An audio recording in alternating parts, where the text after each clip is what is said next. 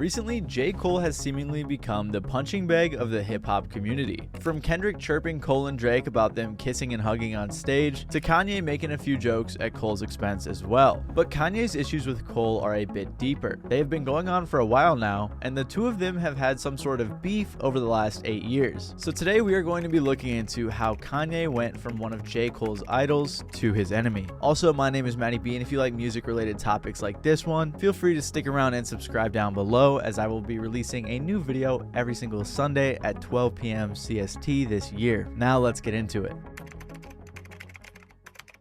Throughout J. Cole's entire career, he has mentioned many different artists as influences, including people like Tupac, Jay-Z, Nas, Eminem, Andre 3K, and many more. But he has never directly mentioned Kanye as an influence. However, he has done plenty of things that signified his respect for Kanye. When Cole came out with his debut mixtape, The Come Up, in 2007, he rapped over Kanye beats on 4 tracks. Again, on his second mixtape, The Warm Up, in 2009, he had 3 more Kanye beats that he rapped over. Last Call was a straight-up interpolation of Kanye's Last Call on The College Dropout. And on the song Dollar and a Dream 2, he borrowed a line from Ye. That same year, J. Cole signed to Jay-Z's label Roc Nation, and featured on Jay-Z's album The Blueprint 3, on the song A Star Is Born, which was produced by Kanye. Cole told Complex, "I get a call from Mark Pitts and he's like, yo, Jay just hit me. He said he got something big for you. He got this Kanye track, something about A Star Is Born, some shit about a star." Then in 2010, when Kanye was dropping Good Fridays, Cole was featured on the song Looking for Trouble, alongside Pusha T, Sci-Hi, and Big Sean. People liked this song a lot, and thought that J. Cole had one of the better verses. He even included it as a bonus track on his mixtape Friday Night Lights. J. Cole also did some more Kanye references or shoutouts in 2010, like on the song Still the Hottest by Young Chris. Around this time, after all the Kanye beats he rapped on and all the Kanye references, some people began drawing comparisons between the two and their rises to success. J. Cole said,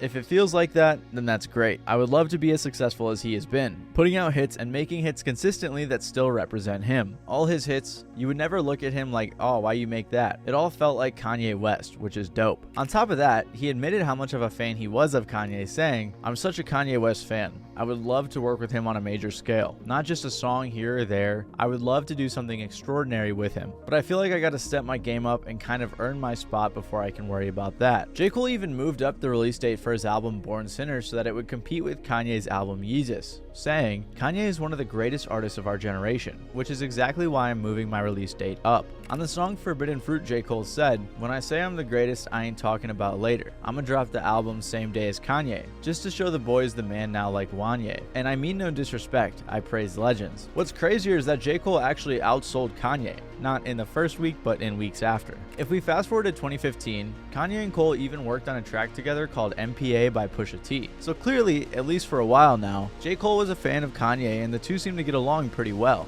But then something went wrong between the two artists. In December of 2016, J. Cole released the song False Prophets, a song in which he talked about Kanye. The entire first verse was about him, detailing J. Cole's problems with him. He said, "Life is a balance. You lose your grip, you can slip into an abyss. No doubt you see these people tripping. Ego in charge of every move, he's a star. And we can't look away due to the days that he caught our hearts. He's fallen apart, but we deny it. Justifying the half-assed stuff he dropped, we always buy it. When he tell us he a genius, but it's clear lately, it's been hard for him to look into the mirror lately. There was a time when this person was my hero. Maybe. That's the reason why his fall from grace is hard to take. Cause I believed him when he said his stuff was pure, and he the type of person swear he real, but all around him's fake. The women, the dick riders, you know, the yes men. Nobody with the balls to say something to contest him. So he grows out of control, into the person that he truly was all along. It's starting to show. Damn, wonder what happened. Maybe it's my fault for idolizing people, based off the words they be rapping. But come to find out, these people don't even write this shit. Here's some new style bubbling up, then they bite this shit. Damn, that's what I get for lying to myself. Well, forget it. What's important is he's crying out for help. While the world's egging him on, I'm begging him to stop it. Playing his old shit knowing he won't top it. False prophets. Many believe that this verse was referring to Kanye, which J. Cole did later confirm. "I'm first of all just a fan. That's really all I am. I don't know you. You know what I mean? I'm just like a dude that was a fan back in the days. And when I'm writing False Prophets, which that song wasn't about him. There's one verse that applies to him for sure. But if you listen to that song is about what this is exposing. J. Cole went on to talk about worshiping celebrities and how it's bad for you. using Kanye as an example because it seemed like Kanye let J. Cole down. False Prophets was released at the end of 2016, a year that was quite crazy for Kanye. He was slamming Nike, beefing with Wiz Khalifa, reigniting his issues with Taylor Swift, supporting Trump for president, and had a bunch of other controversial stuff go down. But many people speculated that the catalyst for J. Cole's song is when Kanye ranted about Jay-Z at a concert and shortly after it was put on psychiatric hold. All of these controversies had people feeling iffy on Kanye, and clearly Cole seemed to fall into that category, which is why he wrote the first verse on False Prophets. At least that's what people think. Cole himself has claimed that the song had already been written since January of 2016, which is definitely possible, although a lot of those lines seem to fit a little bit too well. Regardless, this is what sparked this strange tension between the two artists. A couple of years later in 2018, Kanye spoke on J. Cole saying he felt like J. Cole was always dissing him, at least according to Charlemagne. No, yesterday when I was talking to Ye, we had a conversation about J. Cole. He said he feels like J. Cole. Remember J. Cole put out the False Prophets record? Yes.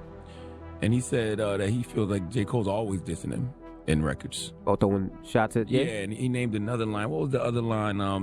Something from reality shows. Yeah. He was like, who else out here in love with people from reality shows like me? Yeah. So that was just an interesting thing. And he didn't say it in a malice way at all. He was, laughing about it. So while it may not have been beef, there was definitely something going on. There was even a leaked version of Pusha T's song What Would Meek Do off of Daytona, where Kanye had a feature and had a line referencing his issue with J. Cole. He said, "You heard Cole on that song he was trying to hate. I am out of touch, I cannot relate." It wasn't really a diss, but again, you could tell there was some tension. However, shortly after that went down, Kanye tweeted a picture of a phone call he had with J. Cole saying, "We got love." After this happened, J. Cole did an interview with Angie Martinez in which he talked about how he felt after Kanye posted their phone call. Did you make the call or he made the call? Nah, he called me, but I would have never posted that or like tell him to post that. You know what I mean? I didn't. That made me feel a certain type of way. I told him that. Because it's private, right? It's like. It just made me. He apologized for the record. It's not like I'm just saying this. Right. But then I told him like it felt like you just used my name in that very quick conversation for social media and for like to keep your thing going, whatever you were doing, you know what I mean? And like, it just felt like it wasn't sincere because of that. He also talked about what he thought Kanye's mindset was, which to be honest, probably upset Kanye. And it just so happens this time he sampled the wrong shit because he thought that I can make this resonate. But I'm gonna sample this and this is gonna get me, ultimately the end goal is so I can be more powerful and viewed as boom, boom, boom. I'm not comfortable unless I sit in that seat. I feel like if I heard someone talking about me like this, even if it was true, I might feel some type of way about it, and I can almost guarantee you Kanye did too. A little after this, J. Cole released his song Middle Child in early 2019, with some lines that fans assumed were aimed at Kanye. Cole said, "I never beef with someone for nothing. If I smoke a rapper, it's gonna be legit. It won't be for clout, it won't be for fame. It won't be cause my stuff ain't selling the same. It won't be to sell you my latest little sneakers. It won't be cause somebody slid in my lane." The reason that people think this was a diss on Kanye was because Ye had actually collabed with Lil Pump and 6ix9ine the previous year, back when they were pretty hot. So he was basically saying Ye was clout chasing. The sneaker line was also pretty obviously targeted at Kanye, who was beefing with Drake. Kanye said to the New York Times a year prior, and it was this thing where it's like, okay, you're not the #1 rapper. Drake's the #1 rapper, but you're the #1 with shoes. Also, J. Cole's music video for his song Workout was taken off of YouTube because of a copyright issue, and if you didn't know, in that song he samples Kanye's The New Workout Plan. So obviously this led to some people speculating that the sample wasn't cleared or that Kanye had something to do with the song being taken down. In 2020, amidst a Twitter rant from Kanye, he tweeted saying, "I need a public apology from J. Cole and Drake to start with immediately." Then things went quiet for a while, with Kanye and J. Cole seemingly on bad terms. Until in 2022, when J. Cole posted a picture of the Kanye documentary with the caption, "Thank you for this at Kanye West. Grateful to have watched." Kanye reposted it saying, "That's love family." In 2023, J. Cole even shouted out Kanye and asked him to clear a sample. Shout out to Kanye West. Please clear the sample for me, my brother. Appreciate you. It seemed like everything was good and the two artists were once again friends with each other, until of course Kendrick Lamar dissed Drake and J. Cole. On March 22nd of 2024, Future, Metro Boomin, and Kendrick Lamar released the song Like That. And I'm sure most of you are aware of it, but because a bunch of dorks were upset with me for not going over every detail, here it is. On the song, most people figured that Kendrick was dissing just Drake and that Cole was just catching a stray. But that couldn't be further from the truth. Clearly, as I discussed in a previous video, Drake and Kendrick Lamar have a long-standing beef with one another. So when Drake and J. Cole teamed up on First Person Shooter and said things like, a lot of people debated my numeral, not the 3, not the 2, I'm the U and O, Kendrick may have felt some type of way towards Cole. Cole also said, love when they argue the hardest MC, is it K. Dot, is it Aubrey or me? We the big three like we started a league, but right now I feel like Muhammad Ali, because Muhammad Ali's nickname was the greatest. Obviously, even though Cole showed love to Kendrick, he made the claim that he was better. And he also teamed up with Drake, someone who Kendrick does not like at all. On top of that, as I explained in the video that's on screen right now, Kendrick and Cole seem to have been sending subliminals at each other for a while. This is why on Like That, Kendrick said, F sneak dissin', First Person Shooter, I hope they came with 3 switches. And mother F the big 3, it's just big me. He also had some lines a bit more direct for Cole, like when he said, if you walk around with that stick, it ain't Andre 3K, which was clearly meant for Cole because of his song Stick, where he says, I'll still treat a ride through the hood like a hike through the woods, got a stick that I take with me. This of course prompted J. Cole to respond with the diss track 7-Minute Drill. This diss wasn't super well received by the community, as many people thought that J. Cole had some weak disses, and some people even thought that he didn't sound like he wanted to do it in the first place. Why is Cole firing back at Kendrick with this pew pew pew like synth trap beat? This does not sound hard, convincing, and even Cole's vocal delivery off the bat in the song is half-hearted and underwhelming. He clearly didn't want to do this. And they were right, as right after releasing the song, J. Cole apologized at a concert. So I felt conflicted because I'm like, bro, I know I don't really feel no way, but the world want to see blood. I don't know if y'all can feel that, but the world want to see blood. So I say all of that to say, in my spirit of trying to like get this music out, I ain't gonna lie to y'all, I moved in a way that I feel spiritually feel bad on me. Like I try to like jab my nigga back and I try to keep it friendly. But at the end of the day, when I listen to it and when it comes out and I see the talk, that shit don't sit right with my spirit. That shit make me feel, that shit disrupts my fucking peace. As you guys probably know, a lot of people were upset that J. Cole did this. People have been more forgiving lately as things have gotten crazier between Drake and Kendrick, but at the time, people were upset. And when I say upset, I mean upset. Like, some people were saying that his career was over, which definitely was a bit ridiculous. And seemingly so was Kanye. On April 19th, Kanye was rumored to have a remix of the song Like That, and the next day he previewed it on the Download podcast. While most of his verse was directed at Drake, he had a line for J. Cole that said, play J. Cole, get the pussy dry. On top of that, he also posted this meme. By this point, I felt pretty bad for J. Cole because he was just getting bullied by everyone. But Kanye expressed his reasoning for it on the Download podcast after previewing his song. J. Cole apologized to Kendrick. Fuck all that pussy shit. Oh, fuck all that shit. There you have it. Yo, fuck all that shit, man, because it's like that nigga J. Cole went on tour with Drake. You know what it is. It's like, nigga, you can't run now. It's you also, all this like. It's up for Cole too?